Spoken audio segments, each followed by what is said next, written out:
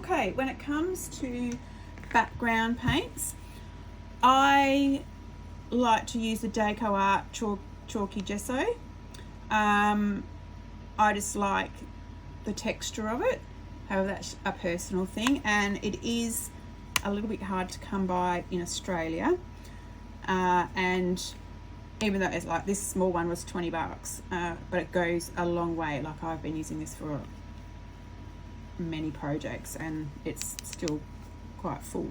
So you can just use normal chalk paint, I think. I haven't actually tried it, but I'm pretty sure you could, that you can get from Bunnings or wherever. Now, with your backgrounds, so you can do a little tester. So you want to see that the chalk paint will come off easily. So this is with the chalk pencil. So that's using the chalk paint as my background. So that rubs off really easy as well. All right, so that just comes off easy peasy. So I've just done a little sample here, and that's just using a pouring paint. How it doesn't give me quite as good a coverage either, so it has soaked into the MDF, so I'd probably have to do a couple of coats of it, and same with when you just use a colour. So there will be some background tutorials coming up, how to do the different backgrounds, so some blending backgrounds, some cross-hatched backgrounds, and on canvas and on MDF, so that'll be coming up soon.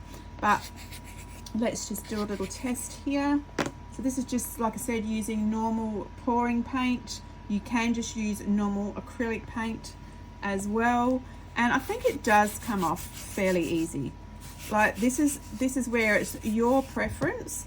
So while you're still learning, you can just use normal acrylic paint, and the chalk or charcoal pencil will rub off really easily. That's your main concern, is that comes off. So even if you practice on just a scrap piece of something of the paint that you want to use, and see if it comes off okay. So I'm just showing you a couple of different backgrounds. So this is just done on MDF as well, and this is coated in resin. So this, I'll go through varnishes and resin in another video. So just some different designs. So that one's on MDF with a blended sunsetty type background. Then on canvas, got the orange background. So painting on canvas is a bit different because it's quite spongy, so, and bouncy, so the tools sort of bounce a little bit, but you can get some really lovely designs onto there. There's the blue background, blue and turquoise blended through, so that looks really effective as well.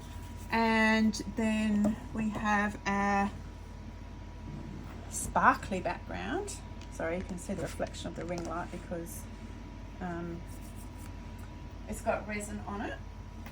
So what I've done here is done a blended background in the purples, and then I've added, you can see that there, iridescent varnish over the top.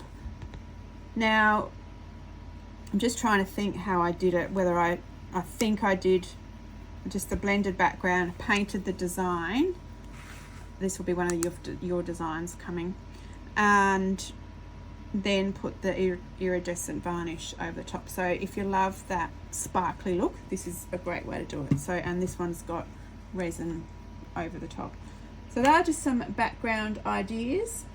You can have a play around with what sort of backgrounds you like doing, whether you like colored backgrounds, or you may just love doing everything on black because it really makes it pop.